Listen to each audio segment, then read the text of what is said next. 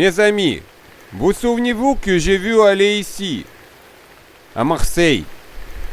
Oui, tout le monde veut quelque chose de bon, quelque chose d'inhabituel. J'ai vu aller à Marseille et les gens derrière mon dos sont à la recherche de trésors. Ils se promènent avec des détecteurs de métaux et cherchent des trésors en fond. Et j'irai à Marseille sur mon bateau pour un gratuit.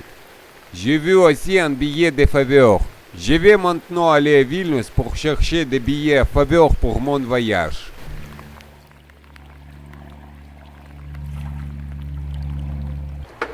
Je ne sais pas où est le vôtre, mais nos panneaux solaires sont vendus dans le garage.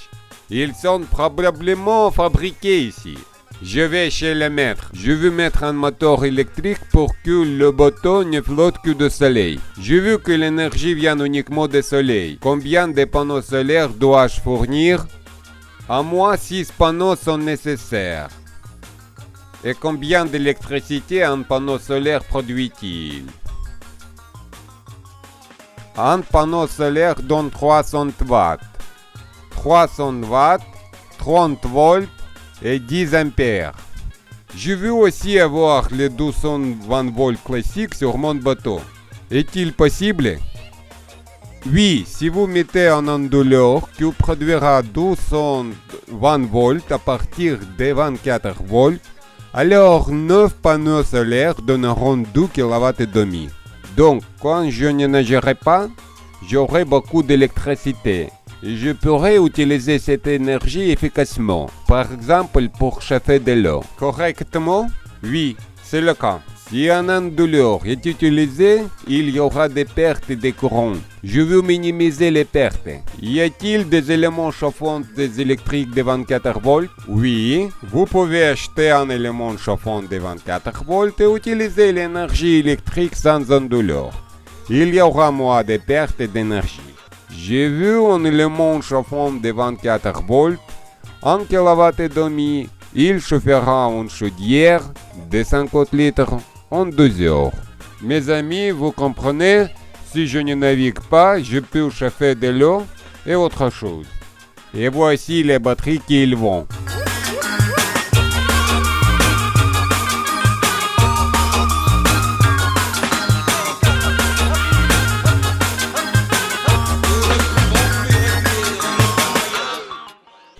Amis, que le péché de cacher. Nous aimons tous les cadeaux. Moi, ou peut-être vous aussi, j'ai été confronté à un tel problème. Lorsque vous avez vu un pommier et qu'il y a beaucoup de pommes dessus, mais il n'y a nulle part où ramasser.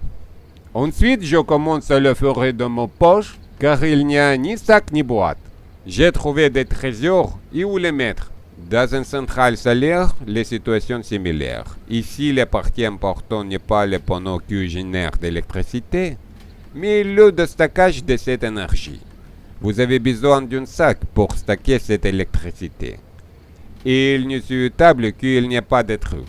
C'est une chose importante.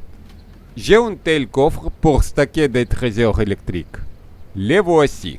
Comme dans n'importe quel coffre, il doit y avoir une serrure ici. Une serrure de l'indépendance énergétique, des trésors électriques. Alors, qu'est-ce que j'ai ici?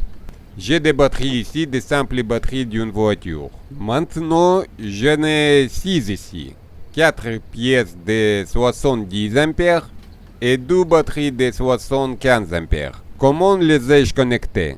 3 batteries sont connectées en parallèle, formant ensemble 215 ampères et 12 volts. Et les 3 autres batteries sont connectées de la même manière, 215 ampères et 12 volts. Ici est une ligne et on voit ici une autre. Et puis ils sont connectés en série pour former 24 volts. J'ai 24 volts ici. Si j'avais un système de 12 volts, les panneaux solaires fonctionneraient à moitié de la puissance, car les panneaux solaires sont destinés à un système de 24 volts. Je vais faire le pilotage du bateau à la proue du bateau. Je vais mettre un ballon ici, c'est-à-dire un gouvernail. Naturellement, ce sera plus pratique pour moi de contrôler le bateau ici, car je vais voir comment le bateau flotte.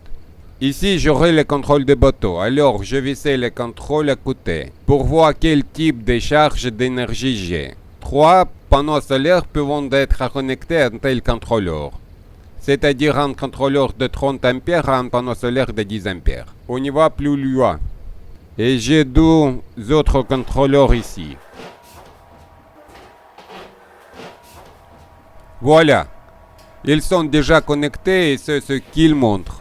Eh bien sûr, je vais laver la vaisselle et voir quel genre de charge d'électricité. Et maintenant, je vais monter sur le toit et connecter 3 autres panneaux solaires. Et puis, la centrale électrique sera complètement prête. Sur le toit. Comme le disent les prévisionnistes, chaque année, la Lituanie se réchauffe de plus en plus. Ainsi, le soleil brille de plus en plus. En Lituanie, ils commencent même à cultiver de raisins car dans le sud de l'Europe, il fait trop chaud. Et la chaleur pour les raisins n'est pas bon, donc la vinification migre progressivement vers le nord et aussi vers la Lituanie. Probablement, nous allons bientôt boire du cabernet lituanien. L'installation des panneaux solaires est très prometteuse. J'ai déjà connecté ces 3 panneaux et ces 3 panneaux. Et les 3 panneaux de la rangée de milieu ne sont pas encore connectés. Je dois le connecter au contrôleur qui est situé près du volant. C'est le seul qui reste déconnecté. Il y a 2 fils sortant du panneau solaire. Un plus et un moins.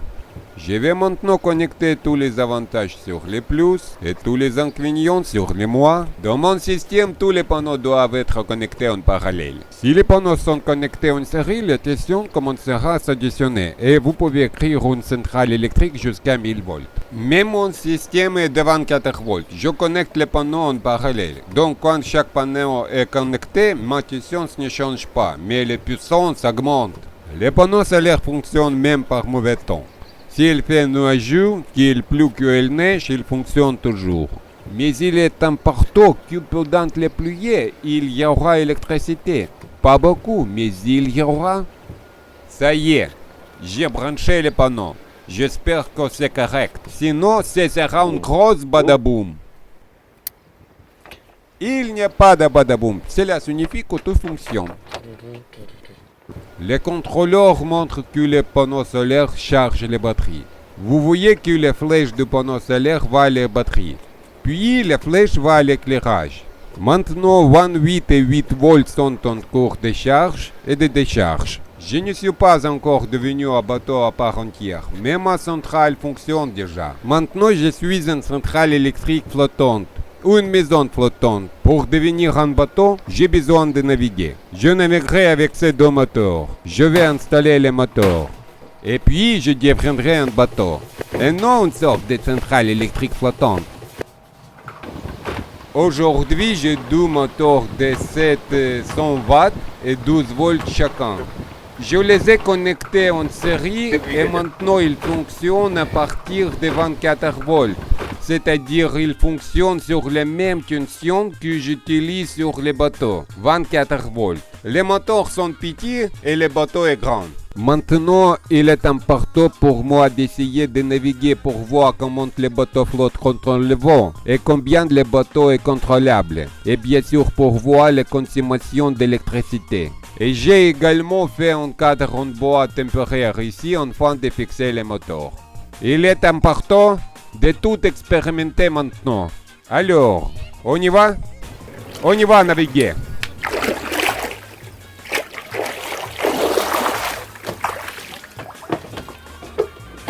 Bien, je vais essayer. Des moteurs de l'eau. Bien. Prêt à partir? Je navigue vers Marseille!